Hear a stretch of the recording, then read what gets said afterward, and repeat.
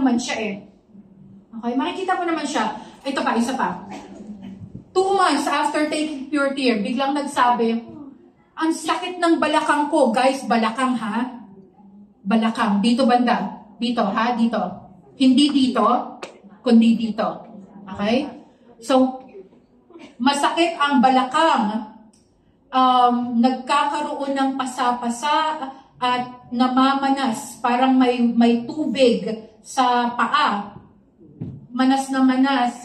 Tapos wiwi ng wiwi, nag-up and down ng blood pressure at inertia. Parang natutulala ka, nakaupo ka lang, wala kang ganang gumalaw.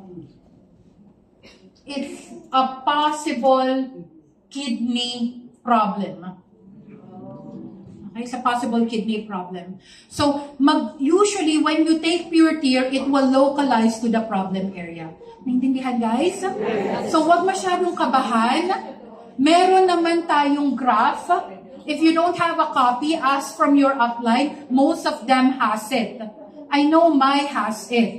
Aubrey has it as well. Most of your leaders have a copy of the Herxheimer's reaction. Kung kailangan nyo lang ipacify or pakalmahin ang kliyente nyo during healing crisis. Okay. Next. Guys, okay, the next topic is actually very, very sensitive.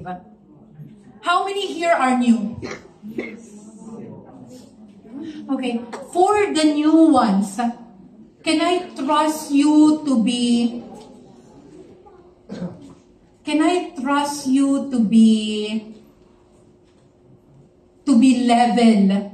level-headed?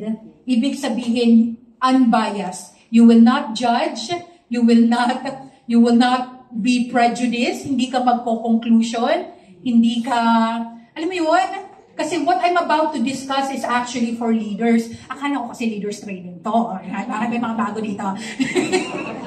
Para kayo sa OPP mamaya. Okay lang? Because it's something that I want to bring up kasi most of this are experienced by distributors. And I really believe in foresight and preemptive attack. I really believe that you should be well equipped to manage problems. That's why until last night, I was debating on whether I will discuss it or not. May BD? Walang BD ha? Okay.